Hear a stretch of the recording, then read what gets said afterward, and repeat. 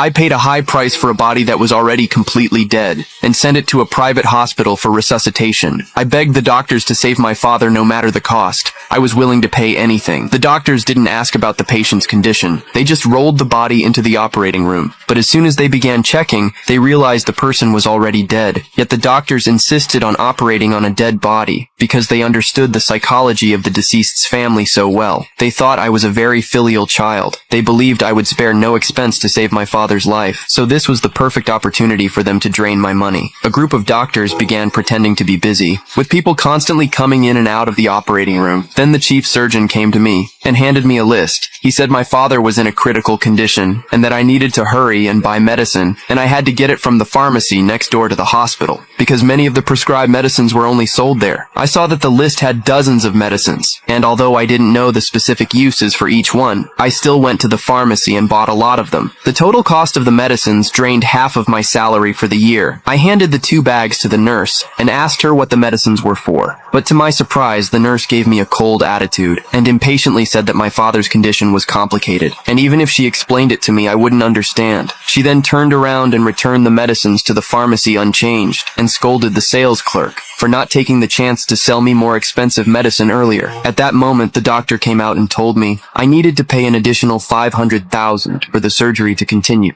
but I said I had already paid for the surgery when I arrived. The doctor said that because my father was in critical condition, they needed to invite a famous medical expert for the surgery, and the expert would require an additional payment after I paid another large sum of money. A serious-faced expert entered the operating room, and we anxiously waited outside the operating room. But inside, it was calm and peaceful. All the doctors and nurses gathered together chatting. Every half hour or so, one of them would come out, shifting from happy to serious in a second. Each doctor acted more like an experienced actor. They continued to trick me into paying more fees, and by the time I had handed over all my savings, the doctor finally came out with a heavy expression and apologized, saying they had tried their best, but my father could not be saved and had passed away. I kept begging the doctor to try again, but the doctor said it was impossible to save a dead person. At that moment, I suddenly became calm instead of anxious, and asked them, "Isn't it your job to treat the dead?" Then I pulled out the death certificate for the body and told the doctors that the body wasn't my father at all, but one I bought from the crematorium. This body had actually been dead for several days. I asked them what they had been doing for more than 8 hours in there, and if their goal was to get my money from my bank card. Their actions were nothing but fraud.